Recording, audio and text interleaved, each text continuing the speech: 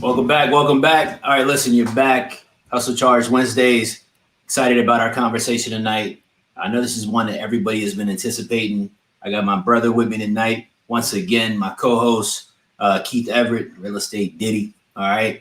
You got two of the top guys in the real estate business.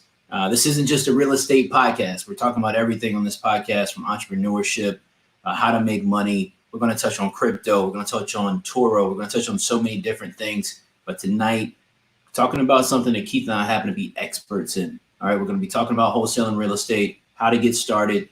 The beautiful part about this conversation is tonight we're also going to do live Q&A. All right, with you guys' questions that you guys have. Keith, tell them who you are, man. Hey, man, you already know what it is, man. Keith Everett, Real Estate Diddy. Hey, we back again for episode 2. For all the people that's been wondering, how do you get into real estate? How do you get into wholesaling?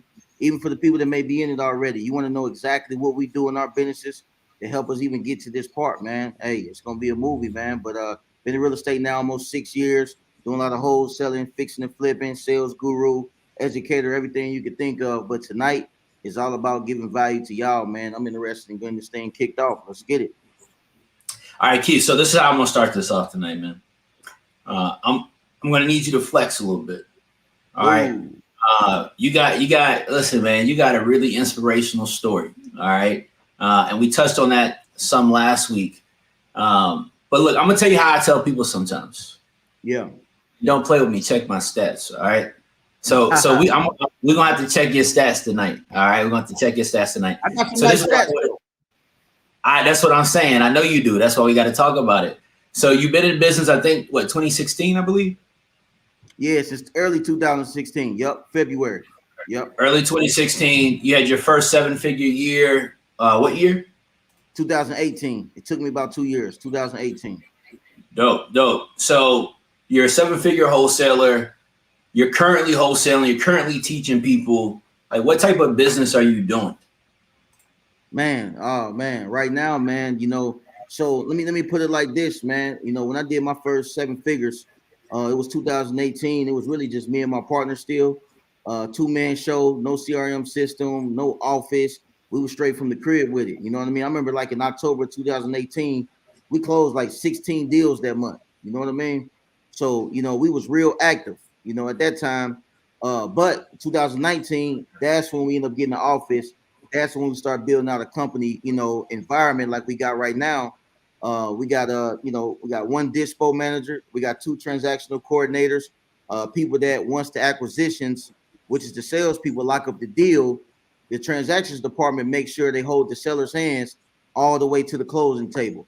So for the people that's that may not have built a company yet, you got to have people at some point that take the ball off your hands and able to carry the sellers to the finish line.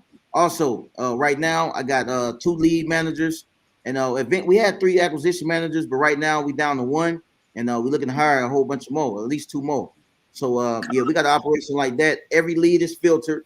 We got like 22 to 25 cold callers right now, and that's the biggest reason why we're looking to hire, because we're getting a lot of leads every single day, man.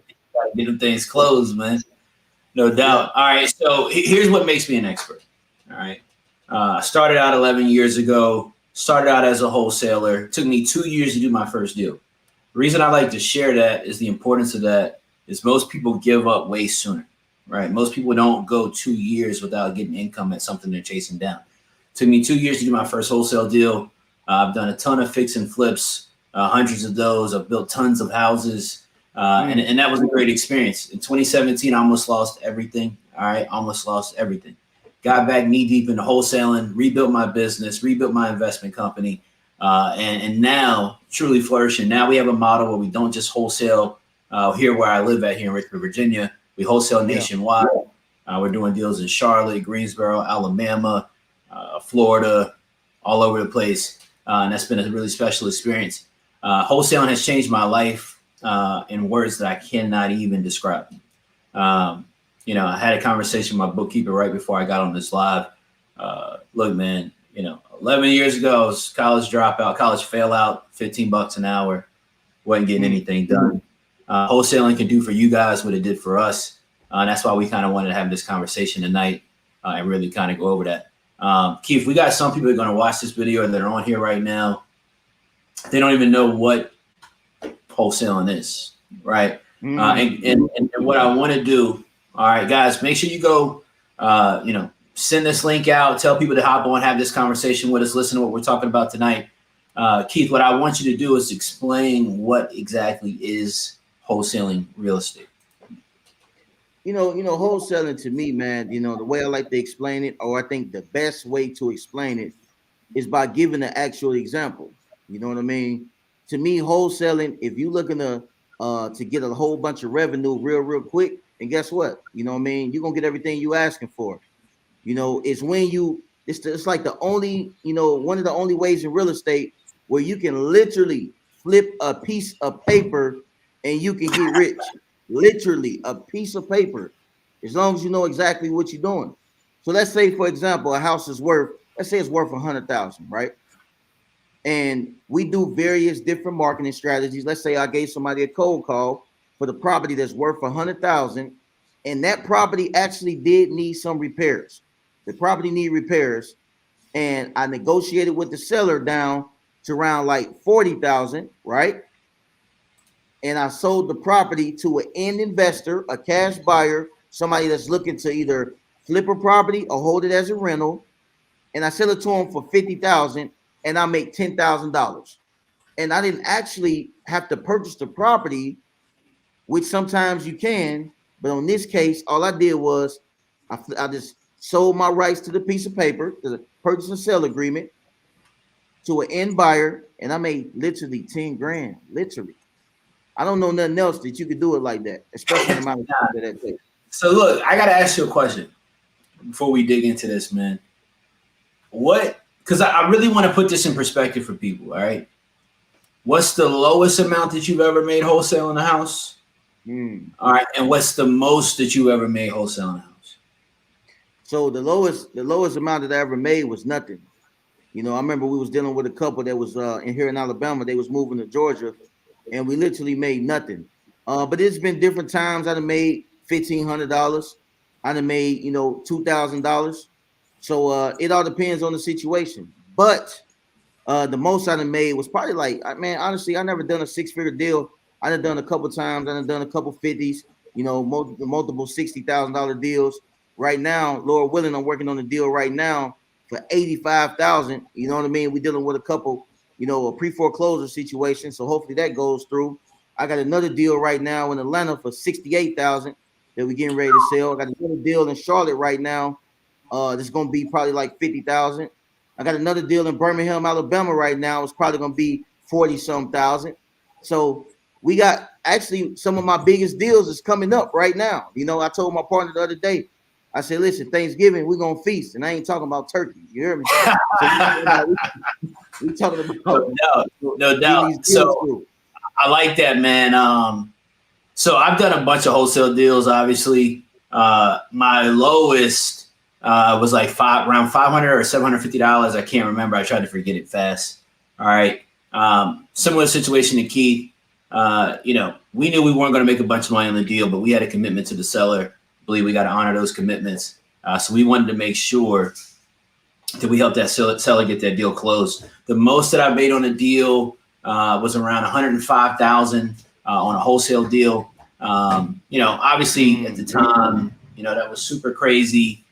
The thought of making $105,000 on a house that I didn't have any credit involvement. Nobody asked me for a W-2 or a pay stub or a tax return. Didn't care what my background was or where I came from. To make $105,000 wholesale on a house was absolutely insane.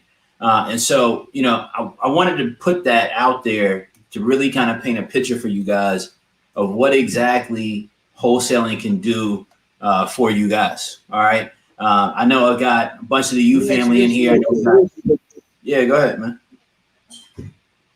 I gotta ask you this, man. Listen, shout out to the U family, shout out to the Hustle family. But I think you said something, and I don't like the way you just kind of went past it. You know what I mean? You said this deal for $5,000. What does that feel like? Because I've never done this. I've been in this almost 6 years. I've never done a 6-figure deal. What does that feel like when that check hit that morning? You like, Yeah. So here's the thing, man. This was a few years back when this happened. And in all honesty, I thought that it would feel different. All right. I really thought that it would feel different. I thought that it would happen and I would be like pumped and I'm high-fiving the team and we're hugging and going crazy. I thought I'd go blow like 25 bands on something, right? And here's what actually did happen though. It was just another day, right? It was just another day, more business, because it happened when I was further into to my career of real estate. And so for me, what it did was it was just confirmation that our process worked, right? And it was just like, all right, we got to keep digging in on this process that generated this profit, because we can't get too excited about this one because there's plenty more to go get. You know what I'm saying?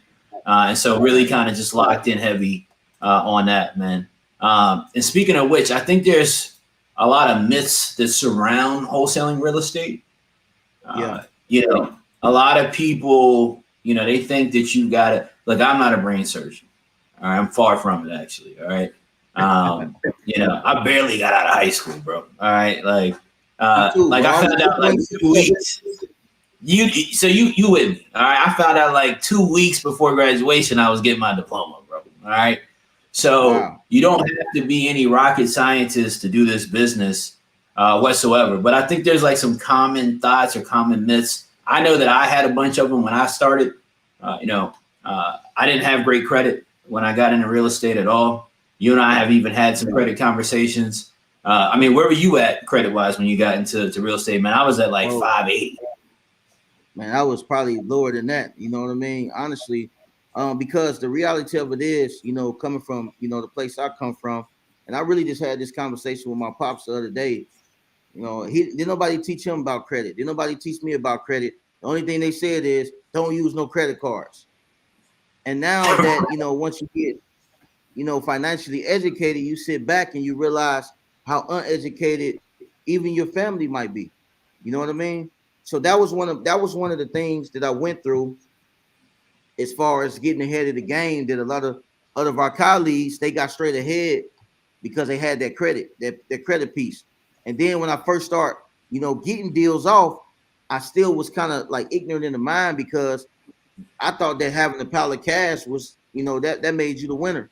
But in actuality, it really don't, though, especially when you're trying to do bigger deals. It really don't. I mean, it helps. It definitely helps, but you can't bull your way through life just with having cash. That's real, man. I think that's a concept that we get stuck on as a culture. Is thought that credit doesn't matter. I don't need credit. Look, I'm here to tell you, 11 years in business, credit is critically important. We can all have our opinions on what we think credit means and this, that, but I'm telling you right now, it's super, super important. All right. You're going to need it as you grow. The beautiful thing about this is 11 years ago, I didn't know that things would get here. I had no idea. I knew that I wanted to push it and I was going to work it as hard as I could, but I couldn't imagine that my life and things would be the way that they are right now back then. I would hate to have not gotten my credit straight, not getting more knowledgeable about credit. I'm trying to get more knowledgeable about credit right now. Me and you had a conversation about this the other week. I'm trying to get more knowledgeable about credit. I'm trying to better use my credit right now. It's super critical in the business. People think you got to have all this time, to wholesale real estate. Most people are starting with 2 to 3 hours a day to wholesale real estate. And so I kind of want to get into this a little bit. You don't need a bunch of money. You don't need perfect credit. You don't need to be doing it full time. You don't need a real estate license. Keith, how many times people think you're a realtor, bro? Man, I hate that, man. I mean, shout out to the realtors. Shout out to the realtors. My wife is shout out to the realtors. Shout out to the realtors. Shout out to the realtors. But I'm not trying to be funny. It's a big difference, though. Unless you just in some of those larger cities, because don't get it twisted. In a lot of those larger cities, a lot of realtors are bringing in more revenue than most wholesalers. You know what I mean? A lot of them don't. Sure. You know what I mean? But do we really want to ride people around in the car, get credit applications done? I mean, because listen, I'm gonna tell you what they told me, Keith. I'm gonna tell you what they told me, bro. Yeah. But when I was getting into wholesaling, they said a real estate agent make 3%. They said wholesaler make the spread. I said, say less, bro. We chasing the spread, dog. 3% ain't gonna do it, bro. I can't ball out on 3%. Let me tell you this though. See, wholesaling, let's keep it real to the people that's watching right now, for the people who looking to get into it or the people who may be into it. You know, wholesaling is not for everybody. Wholesaling is for the real hustlers, people who are willing to get up every single day and get smacked in the face. You know what I mean? Like when you a realtor, you more just, you know, you listen to houses or you finding somebody a house. Or, you know, these days, you know, as newer methods, what you could do is you can actually you can build relationships with investors and you can find them and you can partner with wholesalers that type of way as well. But I look at it like this, man. Realtors, them the A to B students in school, man. You know, the wholesalers, they smartest people, man. We just hustlers, man. Yeah, look, man, wholesaling this is for if you was C gang, D gang, F gang in school, man, show some love in here, man. Because I was certainly in that group.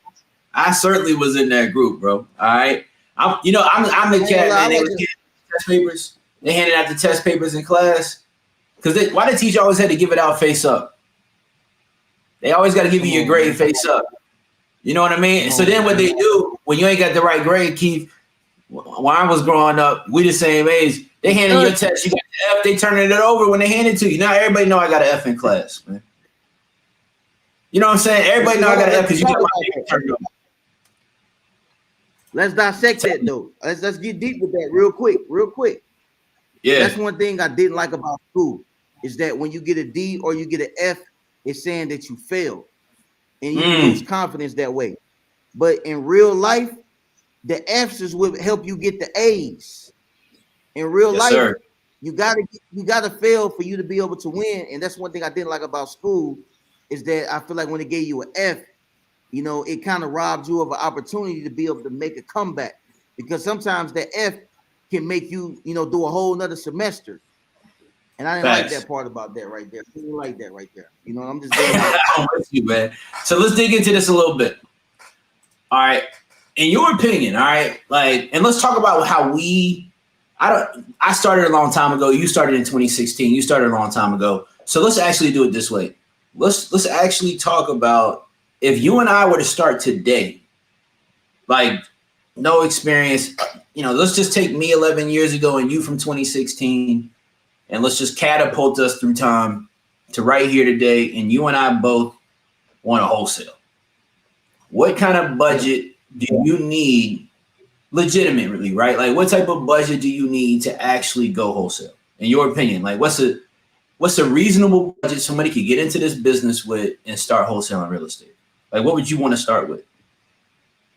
I mean, I'm just gonna go back, you know, to when I started, man. I mean, I might have had 100 here, 200 here. You know, it was times I really didn't have nothing, and I was just selling everything that I had just to be able to get something. I feel like if you got a couple $100, I feel like that for one, you can download the Deal Machine app, which you can use that to drive for dollars. And driving for dollars is you going through all the B to C class neighborhoods, and you're looking for the vacant properties. And the way I am is I like to put myself in situations mentally. I may say, hey, listen, if I don't get no deal today, I can't eat. Or I may say, I'm gonna put myself in a mental situation that like somebody got, you know, my family hostage, and how much action I'm gonna take today for me to be able to get a deal. Because think about this. If somebody snatch up your kid or something and say, if you don't get no deal today, then guess what? You ain't getting your kid back. I bet you gonna knock on every door. You're gonna knock on four neighbors' door. Hey, do you know what's going on in this house right here? I'm looking for the homeowner. Do anybody know about this? Or you gonna continuously go to the next house? So I would say a couple $100 to be able to get some gas in the car, to be able to download the Deal Machine app. You need a couple bucks just to skip trace. If you could do that and constantly take action every single day, then I promise you're gonna get a deal. Eventually, you're gonna get a deal. I look, man. I agree with that 110%. I teach people how to get started with $300, $300 to $500. Most people are starting with $300. You know, most people have jobs just like I did. I made $15 an hour. I was kicking out a bunch of money on child support, so there was no, you know, there wasn't no $1,000 to throw into real estate, right? You can reasonably start with $300. I like Keith's method. You know, you talked about driving for dollars and going out and getting active, knocking on doors, things of that nature. And I really like that statement if somebody snatch your child from you and say you got to do a deal to get your child, but you're gonna make it happen. Whatever you got to fight through, whatever you got to get through, you're gonna go get it done. And that's the type of energy you got to kind of apply to this. So I'd say $300. I would take that money. I would go use it to get a list. All right.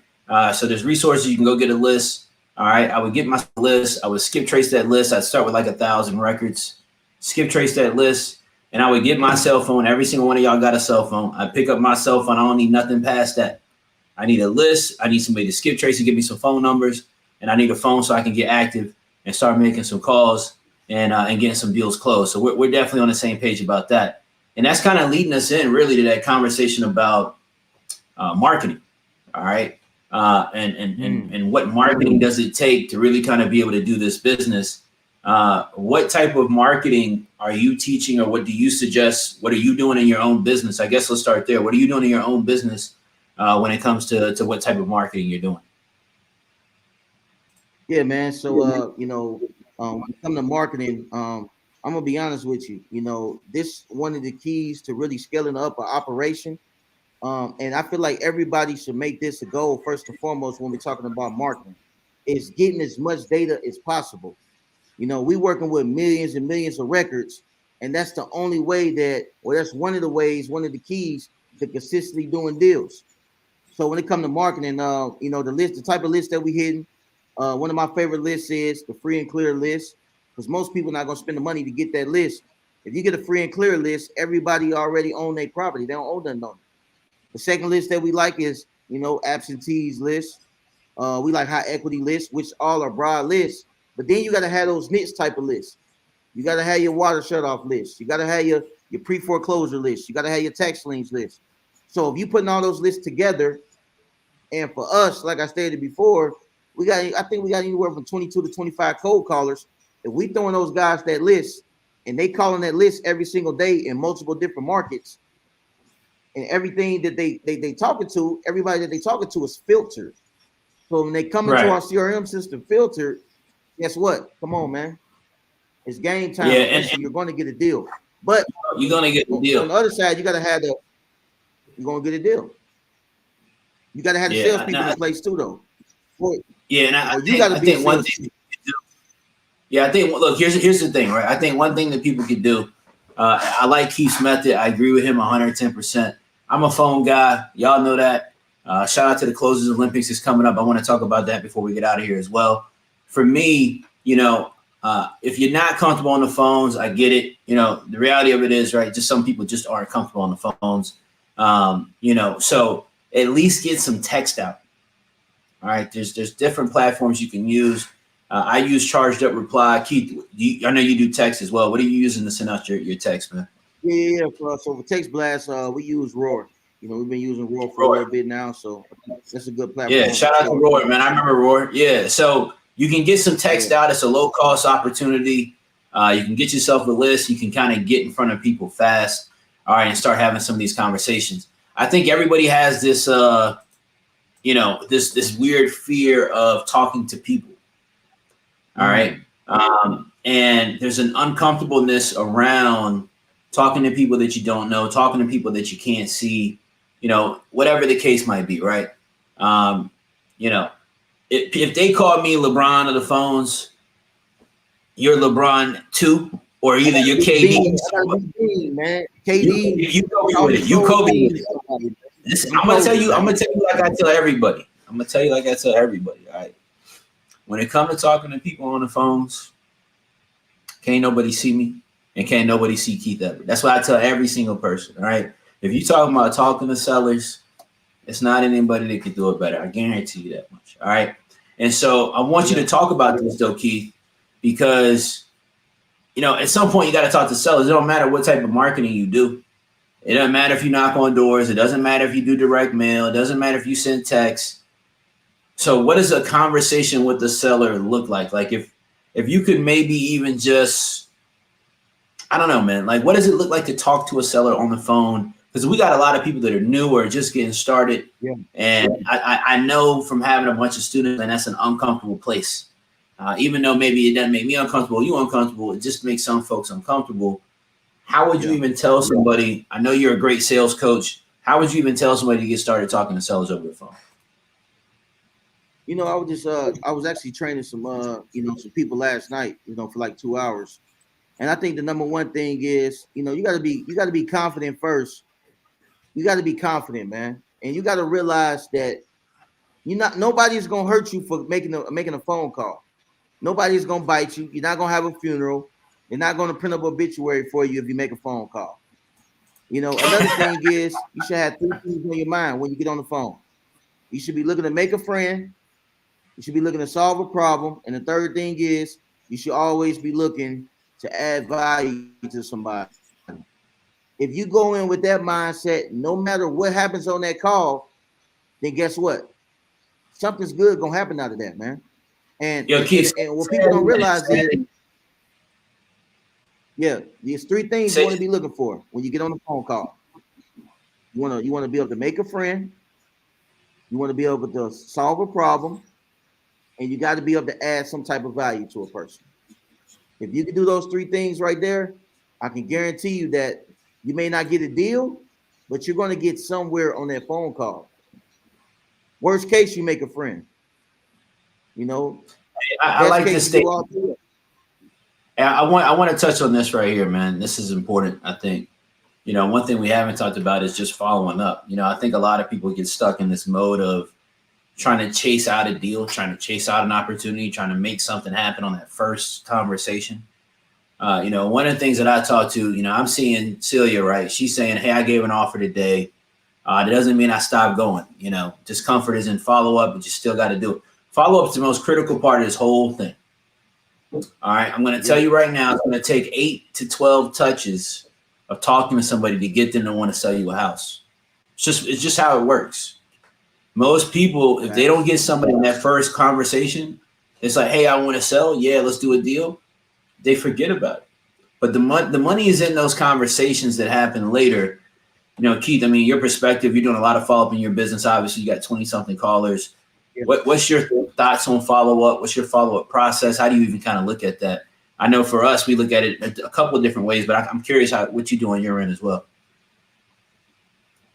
Yeah, man, I think that, when it comes to following up, a lot of people ask, how many times should you follow up with a seller for you to be able to get a deal? And kind of like you said, most of the times it takes 8 to 12 follow-ups for you to be able to, make something happen at times. But at the same time, I wouldn't even go in it looking like, it might take me 50 times following up. You know what I mean? You got to take the expectations off how many times that it may take you to follow up.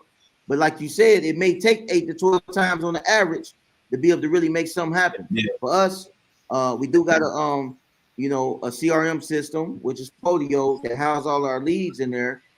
And we do a couple different things. We may, if somebody say, hey, listen, give me a call back tomorrow or something. Let's just say, for instance, that we didn't even get a chance to speak to them. Then we're going to set a certain task for a certain day and a certain time to follow up that person. And we also got, follow-up managers that if one of the acquisition salespeople missed that follow-up, we got people that's going to be checking their tasks to make sure that we follow back up with that person. So that's important. Another thing, we got something called the pipeline sheet, that any key person that you may be talking to that's interested, that you got to give a call back, or you may got to get them back on the line. We want you to keep that sheet in front of you, and we want you to fill out the name, the date, the address to the property, and was this person interested in the property, and put a time that you got to follow back up with them. So that way that you always come in every day, you're looking at that pipeline sheet and keep it in front of you. So I think that's just some of the, the ways, especially we just now, starting. But when I didn't have no CRM system, I used to put stuff in my notes on my phone and set alarm clocks on my phone when I got to follow up with somebody. So I don't know where people at in their business, but there's different ways that you can do it. Yeah, and I think that's important what you're saying, right? Like, you don't have to have all the fancy tools jumping out the gate. You don't have to have all these apps and these different things. All right. At the end of the day, you got to have some grit. You just got to have some energy. All right. And you got to have some willingness to get something done. For me, when it comes to talking to sellers, a lot of my conversations, right, with sellers, I've kind of got like these go-to lines that I use in every conversation. Keith, I know you've got a lot of strong go-to lines that you use in every conversation. So I want to ask you about a scenario, all right? Okay. And kind of see, how you handle it when you talk to people. So I think a lot of people, it's like, if I'm going to get on the phone and talk to somebody, I don't even know what to start with. I think the opening of a cold call is one of the most important functions of the call itself. How do you even come on the phone when somebody answers? Like, what are you saying? What does that sound like? Because, I want somebody to be able to watch this video, whether they have my course or have your course, like they can go figure it out. They can watch YouTube, they can do whatever they want, and they can go make a call. All right. How do you start that conversation? Well, I like to assume, that the person I'm calling, I don't like to ask if it's them. Hey, is this Mr. Brown? I like to do more. Hey, Mr. Brown, how you doing today? So it's two different questions I ask at the beginning. How you doing? I let them answer. And then I say, how's your day going so far? Because most people, when they get on the phone, they say, hey, Mr. Brown, this is Keith with Hometown Cash Buyers. I was calling about that property, but I don't want to come off across like that. I want to come across as your friend. Hey, how you doing today, Mr. Brown? They say, I'm doing good. Hey, man, you sound like you having a good day over there. How's it going for you so far? Then he going to answer, and then I'm going to come back with, I'm glad you're having a pretty good day today. I actually was going to give you a quick call about this property at 123 Main Street. My name is Keith. I'm actually one of the finance guys for the company. I just want to see, does you have a couple of minutes so we can go over a couple of details about the property? I like That's how I want to open it up. I want to be very friendly. I want to be very friendly, like I'm talking to my uncle, or I may be talking to my grandmother or my auntie or something. That's how friendly I want to come across. Yeah, I think that's important. I try not to get on the phone and sound too salesy, for me, because here's the thing, man. We're calling people that are in distress. I want to make sure that we understand this. We're calling people that are in distress, whether they're behind on taxes, whether they're dealing with code violations, whether they're dealing with problem tenants. And so I told y'all already, right? My credit score used to be 580. Okay. So I'm familiar with bill collectors calling the phone. All right. I'm familiar with that 800 number pops up, or that number that's unfamiliar. You look at it, you're like, yeah, nah, I don't know them. All right. If it ain't in the phone book, I ain't picking it up. So we got to know that people we're calling are looking at this the same exact way, right? They're going to be looking at this the exact same way because they're in distress too, just like I used to be in distress. Sometimes I'm still in distress now. All right. So we got to know that people on the other side of the phone are going to see this really kind of the same way. I like to jump in on the call, and I like to try to get their attention as fast as possible. Hey, Keith, I was driving by your property at 123 Main Street. Thought I'd have had some interest in it. Wanted to have a conversation with you about it, see if you had any interest in possibly selling. You have a few minutes where you could talk. I want to try to get my opening out, right? I don't want to try to give them a chance to hang up on me. And the purpose, right, of this conversation is, if you notice, right, like me and Keith are talking about two different types of openings. And the beauty in that is you can test both of them and find the one that functions and works really well for you and make that work. Keith, you've got a program, and I want to take a second. I want to take a second to shout it out. All right. You've got a coaching program where you teach sales, you teach people how to talk to people over the phone. I believe that you're an expert at it. A lot of people in the industry think you're an expert at it. So we're going to call you an expert. All right. That's how you officially get stamped an expert. All right. You're an expert. All right. Where can people find out about this course, man? I mean, I don't feel like you talk about it enough, just like I don't talk about my course enough. Where can people go buy your course and tap in with you so they can effectively talk with people over the phone in an efficient way, man? Man, they can actually, if you go on my Instagram, Real Estate Diddy, you can hit the link in my bio. It's called Mastering the Art of Acquisitions 101. Man, you know what? You know what's so funny? When I was making the course, the reason why I named it, Mastering the Art of Acquisitions 101, because at that time, one of my favorite albums of all time was Thug Motivation 101 by Jeezy. And I said, this gonna be 101 right here. You know what I'm saying? So that's how I came up with the 101 part. But let's get serious about it. It's 60 plus videos, 15 live calls. Man, I'm telling y'all, I don't know, man. I see the reason why I don't talk about it a lot, because I let the people talk about it. Everybody got the course. Every group got the course. Most of the people in this industry, they got the course. You know what I mean? It's self-explanatory. I put my heart into it. Chris got the course. You know what I mean? And the course breaks down, man. It breaks down so many things, from tonality to making cold calls to getting in specific type of situations like doing price reductions. You may want to learn how to negotiate. I got 2 videos on overcoming objections that comes up every single time you on the phone. If you need a script, I got everything, man. Everything you need in one. It's nothing I left off. But reality of it is I'm working on some things right now that I'm gonna do probably like a little 102 version, where I got a whole bunch of new sauce that I've been doing the last year or so that's really gonna benefit people. I want to teach people how to actually train teams and how to run teams. There's gonna be multiple things that's coming on the new ones. It's gonna be more calls, and I'm thinking about putting a group together, man. Start get some students like my guy Chris right here. Hustle Sales Academy or something. Man. We want Hustle Closing Academy that I can work with people personally, man. I want to work with everybody, teach everybody sales. But if you're looking to get it, hit the link in my IG bio, Real Estate Diddy. And all you gotta do is hit the link, man. It's self-explanatory. It's gonna be there. For sure, man. And then I want to get into Q&A. We got like 20 minutes. I know a lot of people are like, well, if I do all this, I get somebody on the phone, I do this. So guys, while I'm explaining this, if you got questions, go ahead and drop them in the chat, because we want to answer some of your questions tonight. So, here's the thing, man. People always ask, like, well, how do I make the offer? How do I figure out this? How do I figure out that? I've got like a 2-hour video on my YouTube channel. Go watch it. It breaks out exactly how I run comps in my business. The way that I run comps is not the industry norm. I think, Keith, you might do this method too, if I'm not mistaken. I only comp based on as-is sales. Yeah, I don't care about 70% and 82. I don't care about that, right? I care about what comparable things have sold for. If you want to figure out how you get somebody on the phone, once you got them on the phone, now you got to make them an offer. Some of you guys have seen this YouTube video already. If you haven't, go back and watch it. I've got a ton of videos like this in my course. But I'm telling you, that video, that video itself, I think it's got like 23,000 views right now.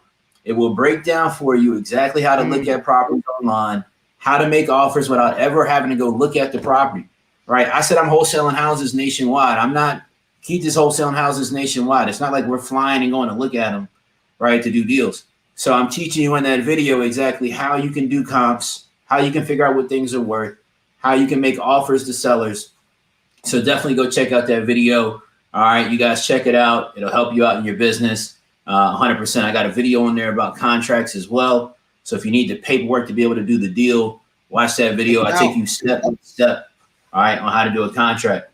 All right, so let's do this, man. Keith, drop that opening line again, man.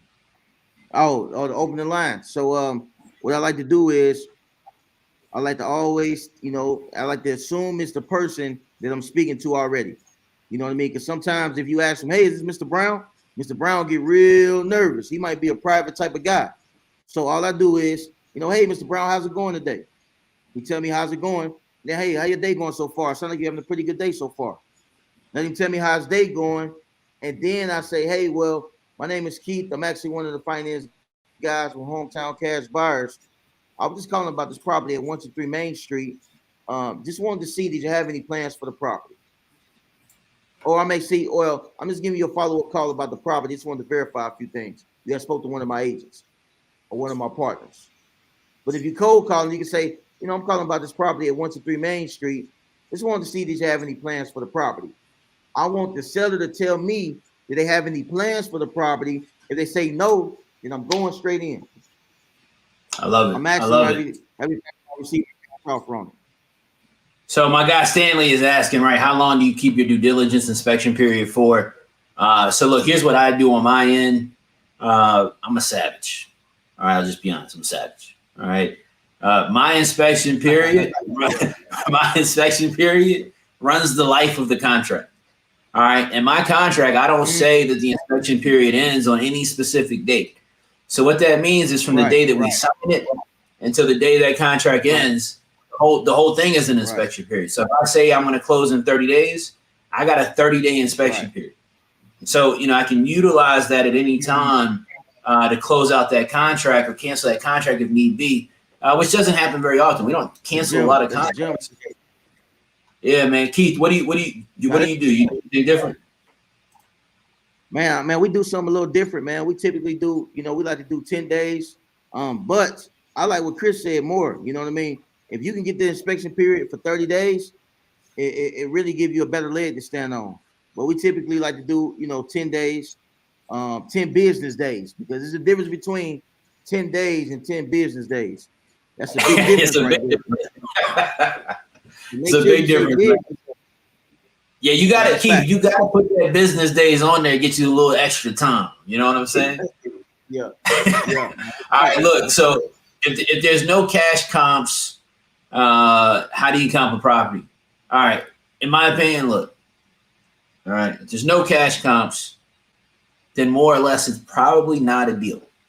All right. What's the time? If it is a deal, if it is a deal, and it's really, really easy. If there is a deal, look for a property that's been renovated that's a comp. Even though your property's not in the same condition, look for a property that's been renovated in the area and look at the mortgage history. You can find this on PropStream. Look at the mortgage history and see what that flipper paid for it when they bought it. And that lets you know what properties are going for that people are buying and renovating in the area. All right, look, that's a nugget. I usually keep that for my students, Keith. I do exactly the same thing. I got it on my course as well. I do the same exact thing. Anytime that, you can't find a cash comp, go to all the retail comps, and all you got to do is go to the mortgage history. That's if you're using PropStream. I use, PropStream a lot, and that's what my team use. And we're just taking a look at, before this person sold this property for retail, who bought the property for cash, and how much did they buy that property for? And all we do is subtract our fee off of it. That's all you got to do. Dope. So back to the opening, man. See, and that's why I wanted to talk about this, because the opening is important. All right. Most people struggle with that opening line in these conversations. Is the opening line the same for you and you used to be on the phones all the time as it is for your callers you got now? Or do they do it a different way? Is kind of what's the energy around that? Yeah, they got a different script than I use. You know what I mean? They're not really, our cold callers, they automated, so they're not really using the script that we got. They got their own script. For me, just like I said, man, the opening, for the company, we got the way I train, even our VA lead managers, I'm training them on the sauce that we use in our company. So a lot of times that, when these VAs are they getting trained by wherever they coming from, and then we got to retrain them because I train them on PropStream and everything. Right. I train them on the same script that we use in our company. Same exact thing. But the cold callers, they do use something different than what I'm using in the company. Yeah, no, facts, man. I see another one here that I think is an important question. Because right now, right, like we're in this space of the market is red hot. The general public knows the market is red hot. Every seller we talk to wants, they want what their house would go for if it was fully fixed up, HGTV style, ready to go. Look, let's just be real, all right? It could be grandma's house. She ain't done nothing in there since 1950. I know my grandma was not the only person that had that burgundy blanket with the green dots on it, all right? That burgundy comforter with the green dots. I know I'm not the only one. Yeah. I know it's one you're talking about. Everything had that same thing. Listen, that was the comfort of the culture, man. All right. The green carpet, wood panel on the walls. I'm not saying your grandma's house ain't kept nice. I'm not saying she don't clean up and mop the floors and all that, but it ain't up to date. But we got a lot of people that we talk to that think their house is in great condition, but it's just not market standard. How do you get people down to a realistic price, bro? I mean, how do you even have that? How do you talk them off of that number? Somebody's saying they want 200. You need them to be at 150. How do you even move them towards that number? So the first thing I like to do is, and I teach this all the time, is, I like to make selling. I teach my students this, my mentees, is that the first thing you got to do with a seller before you start getting deep into the price and everything like that, you gotta, I like to come off in a logical type of way, not emotional or not what I think or not what I think they may think. I like to make the seller categorize themselves, make them point, make them tell themselves that they probably need work. I say, hey, listen, I'm looking at two different properties. I'm looking at properties that was fully renovated of the 2021 standards that sold for retail value, and I'm looking at properties that sold in as-is condition. I mean, Mr. Seller, you know the property better than I do right now. I mean, which category would you say your property best fits in? And they're gonna say my property is in as-is condition. Because why would yours sell for retail price if you haven't done retail work to it right now?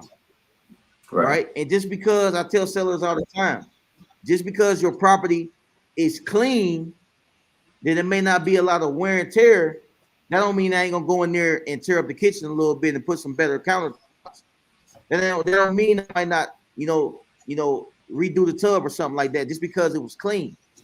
It's a difference between updated and just clean, but it's still not updated though. And I think that a lot of people have a hard time communicating that with the sellers. It's a difference. I agree, man. So we do all this. We make an offer. We comp it. We come up with the offer. We talk to the seller. We make the opening. We skip trace the list. We text. We call. The seller says, "Yeah, nah, I'm good." Right? Nah, I'm not selling it to you for that. Here's my question, right? Because this is something I think we got to figure out. If somebody said they want to sell, they showed a sense of motivation, all right, but you make an offer and they say no. Here's the real reality, guys. Almost every seller is going to say no to your first offer. If they don't, you did not make a low enough offer. All right, you didn't make a low enough offer. We call that a price anchor. If they're not upset or kind of antsy, your offer just isn't low enough. So, but we know they want to sell, right, Q? So if we know this, how often do you think somebody should follow up with that person if they do deny their offer and you can't get them on the table? I'm gonna give the people a jewel real quick. One of the best things that you can do with a seller, no matter if they tell you no, whatever, always leave a line of communication open. Always leave one foot in the door. Don't ever take both your feet out the door and let it just close on you all the way. What do I mean by that? Well, I told you understand right now, Mr. Seller or Mrs. Seller, that, hey, listen, our pricing may not work for you right now. But guess what? I just want to thank you for giving me the opportunity today just to even have a conversation with you. I told you from the get-go, my number one goal is to make sure that not only that you sell the property at the price that you want to, but I want to make sure that you're happy with the situation. Obviously, right now, you might not be happy. But guess what I'm going to do? I'm going to give you a call back. I know you told me to give you a call back in a month. I'm just going to check on you in a couple of weeks, see how you're doing, and see how the process is going. You know what I mean? I leave that line of communication open. I don't ever want to just close the door if you said you was interested. The only time, and I don't even close the door if they're not interested. I just put them in a different bucket and call them in 3 to 6 months. Right. Yeah, I like that. I mean, look, here's how I look at the business, okay? I look at it as it's a funnel, okay? And so anybody that we talk to and make contact with, they come into the funnel. They never leave the funnel. They never leave the funnel unless they say, Chris, stop effing calling me, or they sell us their house. All right? If one of those two things don't occur, then we continue to market to them forever. Right? The time frame in which we market to them could be different depending on the scenario. But unless they say, stop calling me, or unless they sell us their house, we're going to try to contact them forever. That's the goal. All right. So, in terms of how to follow up, I agree with what Keith said. You got to figure out your timing. I don't think follow up means, to Keith's point, that you're calling about the house necessarily or calling about your offer. I'm calling to tap in. I'm calling to check in with you. Go ahead, Keith. I want to put this in layman's terms. Let's put this in real terms right here. What we talking about? We got to keep it a buck on. Talking about relationships. Listen, man. This Hustle Charge Wednesday. We don't keep it real. I'm gonna put it in these terms. That's like if I'm a single man, right? And I had an ex. I'm married now. I'm a married man right now. But what I'm trying to say is, I'm not gonna stop following up if I was single with my ex until she's married. That's what we're saying in layman's terms. You know what I mean? That's you got to what chase we're it saying. down. You know, until they You get got it. married, until they get the ring on, you keep shooting your shot, or unless they just tell you absolutely F you or whatever. You know what I mean? Then you got to bag up. So what we're You got saying it. is, Yeah. I don't care if they said if they was interested, it didn't work. Guess what? Short-term follow-up, right?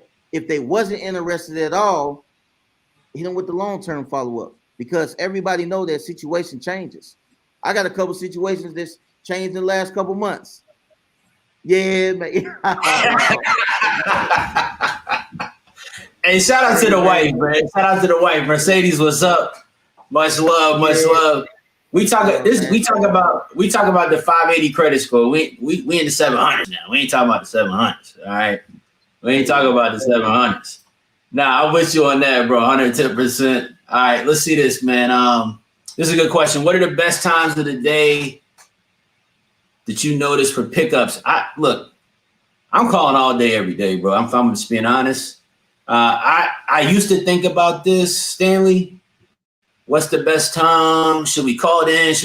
We just hitting them all the time, right? If you're on limited time, window, most people's limited time, all right, is going to be in the evenings, right? Is when most people are going to be available to work in their wholesale business, which is cool. That's the time that a lot of people are at home and going to be able to pick up the phone. But here's a concept I want y'all to understand about that question, right? COVID has changed the world. COVID's changed the world. A large majority of people are working remotely. They're at home already. They're not at work where they can't pull out their cell phone or their boss is over their shoulder or whatever the case might be. So the best time to call people for picking up the phone is all the time. That's my thought. Keith, what do you think, bro? I mean, that's 100% correct, man. You know what I mean? I like to call as early as I might get on the phone at 8 o'clock. And when 8 o'clock come, I feel like if you're a hustler, I'm giving you a call. No question. I ain't talking about my guys. I'm talking about sellers. 8 o'clock, I'm giving you a call. You know, I may stop around, 8:39ish because I like to be respectful. But if you willing to talk to me late like that, guess what? Listen. My shop never closes. Look, my shop don't never close. I tell sellers you can give me a call at any time. And the way I like to do that is, hey, listen, I just don't tell them, hey, give me a call at 9 o'clock. Well, I'm actually going to be working late this evening. So just in case you want to give me a call, I will be in the office, doing some work late. So, hey, feel free to give me a call at any time. You always open. I love it, man. I love it. I see we got people in here. Shout out to Monica and the UFAM getting contracts. Look, Keith, man, this has been fun tonight. We're going to be doing this every single Wednesday. We got to make some church announcements, all right, before we get up out of here, man. What is going on with Closers Olympics? All right, it's coming up in what, a week and a half, I think. All right, a week and a half. All right, I participated last year, not in it this year. Price went up. All right, price went up. All right, I'm not in it this year. All right, I'm not in it this year. I'm putting my money on Keith Everett. All right, letting it be known. I don't care who cares. Put my money on Keith Everett. If people want to tune into the Closers Olympics, if they want to be able to see live closers in action, talking to sellers over the phone, getting some bars, getting some go-to lines, how do they get a ticket, bro? Where do they go sign up? What's the deal? It's real simple, man. It's closersolympics.com. It's the biggest, the only sales competition, the only sports event in real estate. So that right there alone, and it's November the 5th, 6th, and 7th. That right there alone should make you want to get your ticket. It's all your favorite gurus, real estate investors. We all coming together, and we're going to see who really got what it takes to be the number one closer in the country, the number one salesperson in the country. For me, I feel like a lot of people sleeping on me this year. You know what I mean? And I'm taking it personal. That's the worst thing in the world when you're sleeping on somebody that's taking it personal. So I hope to the guys, I'm not just here just to play games. I'm here to really throw out real bars. You know what I mean? I'm not just here just to get on the phone and play around. I want you to be like, damn, he cold. He the coldest one. I want to be the standout. He is the absolute coldest one. And I'm coming with bars, man. So I hope they ready. I don't care who I'm going against. We got a press conference coming this Friday at 4 p.m. PST. It's going to be on the Closers Olympics page on Facebook. And guess what? I don't even care who I'm going against. It don't even matter. I just hope they ready, man. I love it, Those are man. the I ones. love it. I'm gonna be tuned in for sure. Yo, shout out to Freddie, man. You know the vibes, all right? Look, I'm from the South, man. You know, for the pastor let out, man. Sometimes he walked to the back of the church. He still got the mic. He done finished preaching. You gotta let the announcements go. You gotta make sure everybody know the food is in the fellowship hall. All right, kids, it's time for It's time for after school care on Sunday. You gotta get the church announcements out there. All right, well, I love it. I love it. Yeah. Guys, we'll be back next Wednesday, 8 p.m. Eastern. Go follow Keith on Instagram. Go follow me on Instagram. If you want to get into Keith's sales course, which I think that you should, it's a phenomenal course. All right. A ton of my students have it. I have it. I've trained my team on it before. Listen, you need to get it if you don't have it. That's what I'm going to tell you right now. All right. Look in the description of this video. Click on the link and go tap in with them. Keith, I know you're not charging enough for it, just like I'm not charging enough for mine. Yeah, man. What You do gotta, they get when they join your program, bro? hey, listen, man. If you do join it, I'm actually getting ready to come out with something new, man. I want to speak on that real quick. I've been kind of getting some stuff together. Well, I will have a sales community that it'll be maybe 50 to $100 a month. You know what I mean? We spending hours and hours, and we making sure that you're gonna have your sales skills right to be able to execute. You know what I mean? Raw, uncut style. I ain't bullshitting. If you ain't working, I'm gonna tell you ain't working. If you working, I'm gonna tell you is working. So if you one of those type of people that you interested in that, hey man, be looking out real soon. In the meantime, hit the link in my IG bio. Master Art of Acquisitions 101 is out now. It went platinum in the real estate streets already. You know what I mean? It might even went double platinum by now. So you Yeah, need to now get in that thing went diamond, bro. It don't went yeah, diamond. that thing, man, it went crazy, man. But now, seriously, man, listen, shout out to Charles Stub University. Hey, man, give me another date so I can come in there. We go over some objections or something. We get real intimate. Yeah. Listen. I'm gonna get you back in with the U family, man. I was literally just thinking about that the man. other day. It's my favorite group of people, man, because they Bless. understand, man. They understand what I'm going through. You know what I mean? It's a vibe at the U. It's a vibe at the U. Shout out to all of my students, man. I love y'all sincerely. All right. It's been crazy, man. I started the program in May of 2020. I've helped almost 2,000 people to date. All right, get into wholesaling, man, and start wholesaling. We've got an insane community. The vibes in the U are crazy. I'm teaching people how to get started in real estate and do your first deal. If you're already doing deals and not doing enough deals, I'm teaching you how to explode your business. Listen, we've got students that started within the last 12 months that have made $500,000 already. They're closing deals left and right, doing deals virtually, doing deals with each other. I'm telling you, man, I've got the hardest community of students, of people trying to learn real estate that are hungry, trying to make things happen. So shout out also to you family, man. I love y'all. Next Wednesday, we'll be back. Looking forward to seeing y'all. We'll be tapped in for more conversations. But Keith, I'm going to switch it up on you real quick. Uh-oh. Just real fast. We're going to get out of here. Next week, you'll be able to ask me a question. But what if we end these on like a tough question? All right. What if we end these on a tough, because I think people see us and they think it's all rosy. You making all this money now. You're moving around, doing these different things. One thing that's not lost on me is all the days I felt like quitting this business. Like, and I'm talking about the days I legit felt like quitting this business. And I know a lot of people watching this can feel that too. So my question is, we don't talk about this enough. I want to ask you this question. What was like the lowest point for you? Because I know you went through this too. What was like the lowest point for you, bro, where you were just like, this ain't for me? You looking at the wife like, I know you done put it all on me, you done supported me and propped me up, but I don't know if I got it. Like, what were you going through? What was that like, and how did you get past that? I think it was 2019. 2018. We had a $1.5 million year, so we was on top of the world at that time.